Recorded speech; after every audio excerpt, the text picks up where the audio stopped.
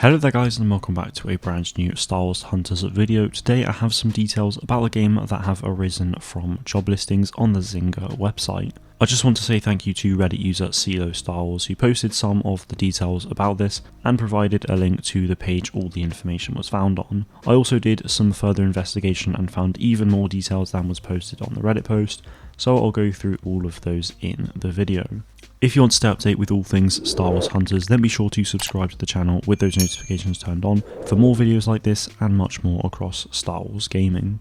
Just a quick reminder for anyone before getting into the details, Star Wars Hunters is an upcoming free-to-play squad-based multiplayer combat arena game releasing in 2021 for the Nintendo Switch and mobile devices.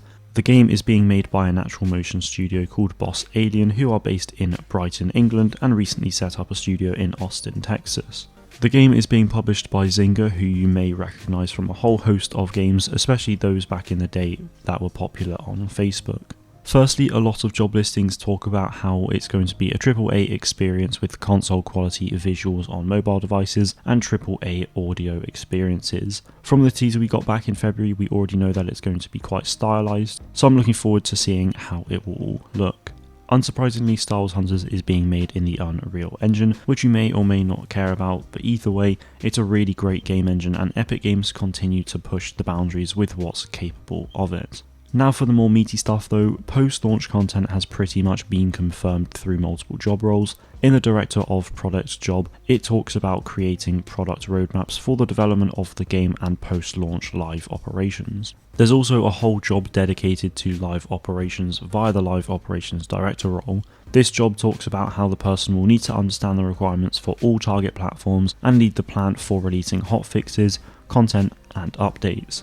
In this role, it also talks about there being a beta, however this could very well be internal, so don't get your hopes up too high about playing a public beta before launch. That said, it does seem very likely that it could be public, so hopefully we will see one.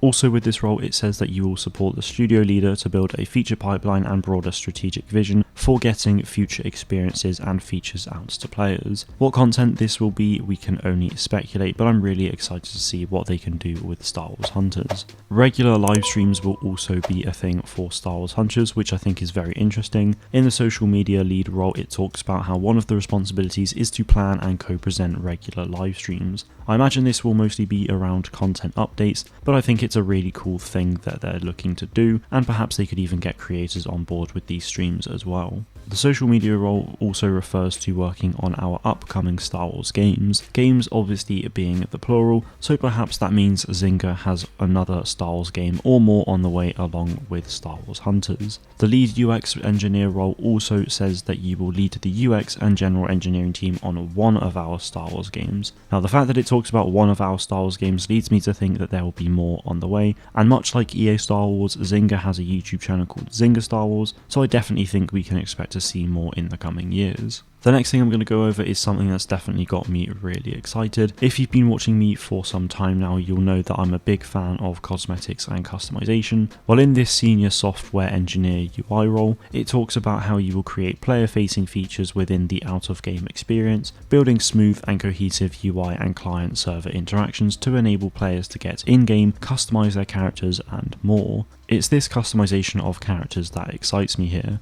I was expecting it anyway in some form, but I was definitely concerned due to these characters being more specific people within Star Wars, with their outfits perhaps being iconic to them. I'm hoping this means that some characters will have a number of different skins to unlock and to choose from, as well as player identity features like emblems and calling cards, but only time will tell. Next is the mention of choke points in maps, but with this being a combat arena game, this really doesn't come as any surprise. I still don't really know what to expect from this game in terms of how it plays. I'm thinking it will either be a League of Legends or Overwatch. My hope is that it's more like Overwatch, but I'm still really unsure, but like the customization, only time will tell.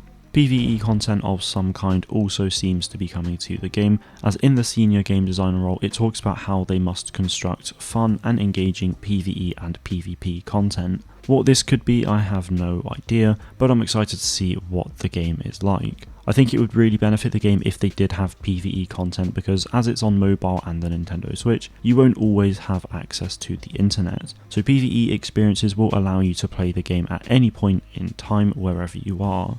Even if you have an internet connection, a lot of people out there really enjoy playing PvE modes as opposed to PvP, so this could definitely suit them a lot better. Finally, there's another role for senior game designer, however this focuses on the game's economies, so things like microtransactions and metagames. Metagames, for those unaware, is the use of out-of-game information to make informed decisions in-game. Metagames can include things like a reward system as well, like logging in daily for all those rewards within a certain time period, or even as simple as completing challenges in-game to earn XP and rewards. This role talks about how you must respect that our free-to-play players are as important as our paying players. So clearly microtransactions will be in the game, which was expected since it's a free-to-play game. However, it seems likely that they'll be looking for ways to reward those who don't pay. Considering it talks about free-to-play players being just as important as paying players, my hope is that it won't have any pay-to-win systems at all, which is really good to see.